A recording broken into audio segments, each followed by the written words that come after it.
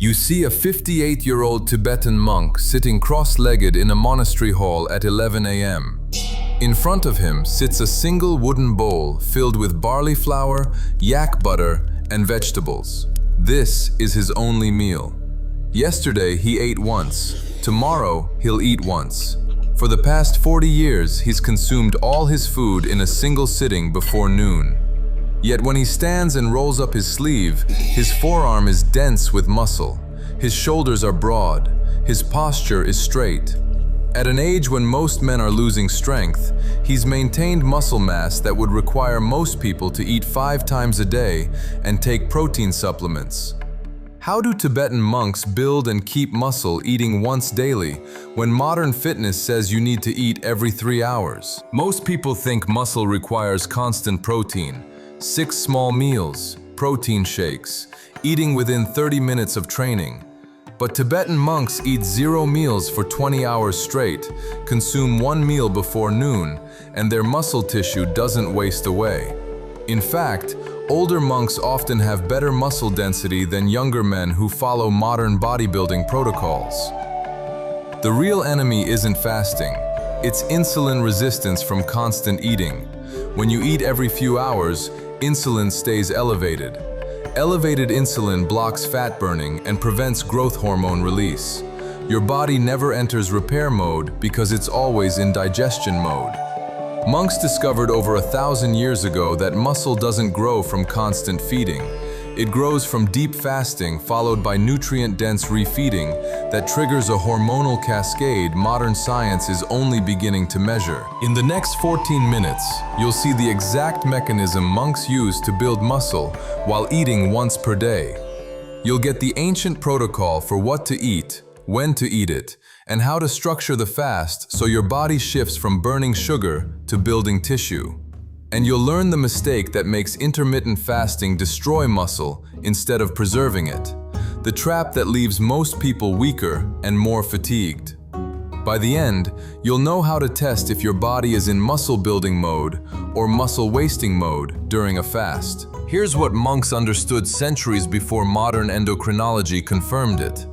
At Tashilhunpo Monastery, founded in 1447, monks follow a meal timing protocol that hasn't changed in over 500 years. They wake at 4 a.m. They drink yak butter tea, which is tea mixed with salt and butter, but contains no sugar or carbohydrates. At 11 a.m. they eat their single meal. Then nothing until 11 a.m. the next day. 24 hours between meals. But the butter tea isn't considered food. It's a metabolic bridge. The fat keeps them satiated and provides energy without spiking insulin. This allows their bodies to stay in a fasted state hormonally, even though they're consuming calories. The mechanism is called fasted state growth hormone amplification. When you don't eat for 16 to 20 hours, insulin drops to baseline. Low insulin signals the pituitary gland to release growth hormone. Growth hormone levels can spike by 300 to 500% during extended fasts. Growth hormone does 2 things. It preserves muscle mass by preventing protein breakdown, and it accelerates fat burning to provide energy. But here's the key. Growth hormone only spikes if you're not eating carbohydrates or protein. Fat doesn't trigger insulin, so monks can drink butter tea all morning and stay in a hormonal fast. Modern eating patterns destroy this mechanism. Breakfast cereal spikes insulin at 7 a.m. A snack spikes it again at 10 a.m. Lunch at noon. Another snack at 3 p.m. Dinner at 7 p.m. Late night snack at 10 p.m. Insulin never drops. Growth hormone never rises. And your body never enters the state where it prioritizes muscle preservation and fat burning. Here's your first test. When you wake up tomorrow morning, check your hunger level before eating anything. If you're ravenously hungry within 30 minutes of waking, your body is dependent on constant glucose. It's burning sugar, not fat. If you can go 2 to 3 hours without intense hunger, your body has metabolic flexibility. It can switch between fuel sources. Monks train their bodies to burn fat for energy, so muscle tissue stays protected during fasts. Now here's Tier 1. The butter tea fast. When you wake up, Don't eat solid food. Instead, make a simple version of butter tea. Brew black or green tea. Add 1 tablespoon of grass-fed butter or ghee. Add a pinch of salt. Blend it until frothy. Drink this instead of breakfast.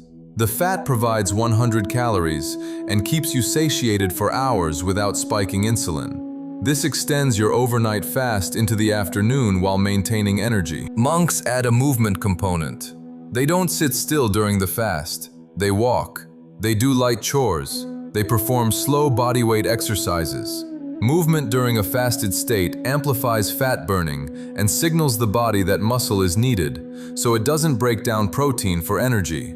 You need 3 things: tea, butter, salt. That's it. The common mistake is adding protein or carbs to the tea. Some people add collagen powder or honey. The moment you add protein or sugar, insulin spikes and the fast breaks. The entire point is keeping insulin low so growth hormone can rise. Fat alone doesn't break the fast hormonally. What you'll notice within 10 minutes, your energy stabilizes, you don't crash, and your hunger disappears for 3 to 4 hours. That's your body switching from sugar burning to fat burning mode. But fasting alone won't build muscle if the single meal you eat is nutritionally incomplete. That's where the second mechanism becomes critical. The nutrient-dense refeeding window that monks use to trigger muscle protein synthesis in one concentrated burst. Here's what modern meal timing misses. Your body doesn't need protein spread throughout the day. It needs a threshold dose of amino acids delivered in a short window to activate muscle protein synthesis. That threshold is roughly 30 to 40 grams of protein consumed within an hour. Eating 10 grams 6 times a day doesn't work the same way. The signal isn't strong enough. But eating 50 grams in one sitting creates a massive anabolic spike that lasts for hours. At Sera Monastery, the single daily meal follows a precise formula. The base is tsampa, roasted barley flour mixed with yak butter tea. Barley provides slow-digesting carbohydrates that refill muscle glycogen without spiking blood sugar. Then comes protein, yak meat, dried cheese called churpi, or legumes like lentils. The protein portion is roughly the size of 2 fists, dense, concentrated, and consumed within 30 minutes. After protein comes vegetables, usually turnips, radishes, or wild greens. And finally, more butter or animal fat to slow digestion and provide sustained energy. The second mechanism is compressed nutrient loading with protein prioritization. When you eat one meal, you can afford to eat a large portion of protein without worrying about frequent digestion stress. Monks consume 40 to 60 grams of protein in that single meal. This saturates their muscles with amino acids. The spike in amino acids, combined with the insulin response from carbohydrates, activates mTOR, the cellular pathway responsible for muscle growth. And because they've been fasting for 20 hours, their insulin sensitivity is extremely high. That means the carbohydrates and amino acids get shuttled directly into muscle cells instead of being stored as fat. Modern bodybuilding tells you to eat protein every 3 hours to keep muscle protein synthesis elevated. But muscle protein synthesis doesn't work like a steady drip. It works in waves. One large wave triggered by a high-protein meal is just as effective, if not more so, than multiple small waves. The difference is that the single large wave happens when your insulin sensitivity is maxed out from fasting, so nutrients are used more efficiently. Here's your second test. Eat your normal breakfast tomorrow, then check your energy level 2 hours later. If you feel sluggish or need a snack, your insulin spiked and crashed. Now try skipping breakfast, drinking only butter tea, and eating your first meal at noon with 40 grams of protein, a fist-sized portion of carbs, and plenty of healthy fat. Check your energy 2 hours after that meal. If you feel steady and satisfied for 4 to 6 hours, your body is using nutrients properly. Now the Tier 2 protocol, the one-meal muscle formula. Fast for 18 to 20 hours using butter tea in the morning. At your eating window, start with protein. 2 palm-sized portions of meat, fish, eggs, or lentils. Then add 1 to 2 fist-sized portions of starchy carbs like rice, potatoes, or barley. Finish with non-starchy vegetables and a source of fat like butter, olive oil, or animal fat. Eat everything within a 60-minute window, then close the window and fast again until the next day. Monks add a digestive practice. After eating, they sit still for 15 minutes and take slow, deep breaths. This activates the parasympathetic nervous system and optimizes digestion. Eating and immediately moving or working reduces nutrient absorption. The common mistake here is eating too little protein in the one meal. Some people eat a salad and wonder why they lose muscle on one meal a day. You need to hit the threshold. If you're eating once, that meal must contain at least 40 grams of protein, or your body won't receive the signal to build or maintain muscle. What you'll feel within 24 hours. Your digestion feels lighter, you're not bloated, and your energy is stable for 6 to 8 hours after the meal instead of spiking and crashing every 2 hours. But here's the problem most people run into. They try one meal a day, feel terrible, and quit. That's because they're making the exact mistake the fasting industry hides from you. Here's what they sell you: intermittent fasting apps, fasting trackers, fasting communities, and the message is always the same. Just stop eating and the fat will melt off. But here's the trick. They don't tell you that fasting without proper refeeding destroys muscle. Your body doesn't care about your aesthetic goals. It cares about survival. When you fast and then refeed with a tiny salad or a protein shake, your body interprets this as starvation. It downregulates metabolism, breaks down muscle for energy, and holds on to fat because fat is a better survival fuel than muscle. Monks avoid this trap entirely because their one meal is massive and nutrient-dense. They're not restricting calories, they're compressing them. A monk might consume 2,000 to 2,500 calories in that one sitting. That's enough to signal abundance, not scarcity. The body responds by maintaining muscle and burning fat for fuel. Here's how to detect if you've been trapped.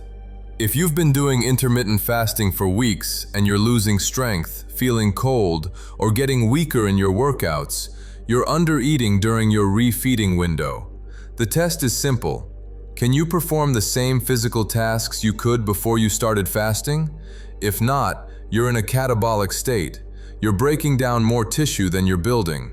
The monk's rule is this: fasting is not restriction, it's concentration. You don't eat less food, you eat the same amount of food in a shorter time. The benefits come from the hormonal state during the fast, not from calorie reduction. Now here's the complete protocol monks use to maintain muscle while eating once per day. Step 1. Wake up and drink butter tea. 1 tablespoon of butter in black or green tea with a pinch of salt.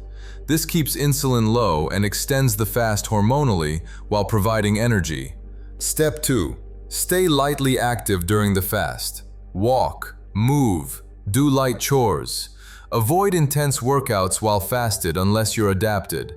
Movement signals that muscle is needed and prevents breakdown. Step 3. Eat your one meal between 11 a.m. and 1 p.m.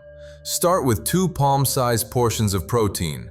Add 1 to 2 fists of starchy carbs. Finish with vegetables and fat. Consume everything within 60 minutes. Step 4. After eating, sit still for 15 minutes. Breathe deeply. Let your body digest without distraction. No screens, no work, just rest. Step 5. Fast again until the next day's meal window. Drink water, tea, or black coffee. No calories except butter tea in the morning if needed. Total eating window, 1 hour per day. Total fasting window, 23 hours, with fat allowed in the morning. Here's what to expect. Within 10 minutes of finishing your meal, you'll feel deeply satisfied, not stuffed. Within 24 hours, you'll notice you're not thinking about food constantly.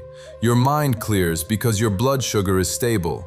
Within 7 days, your body composition starts changing. Fat decreases, muscle definition improves, and strength in your workouts either maintains or increases, even though you're eating once. 2 fail-safes. If you feel weak or dizzy during the fast, you're not eating enough in your one meal. Increase the portion size, especially protein and fat. If you're losing muscle, add a second smaller meal in a 4-hour eating window instead of 1 hour. Some people need more time to consume enough food. That's fine. The key is still fasting for 20 hours and compressing food into a short window. Now, here's what this really means for anyone trying to build muscle after 40. Let's close the loops. The mistake everyone makes is thinking muscle needs constant protein feeding. So they eat 6 times a day, keep insulin high, block growth hormone, and wonder why their body composition doesn't improve. The real mechanism is fasting-induced growth hormone release, combined with nutrient-dense refeeding that creates a powerful anabolic signal.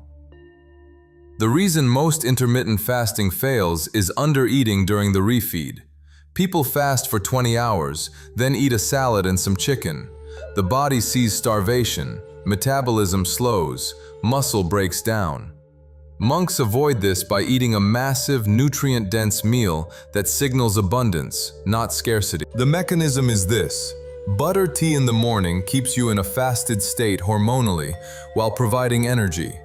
The 20-hour fast elevates growth hormone and increases insulin sensitivity.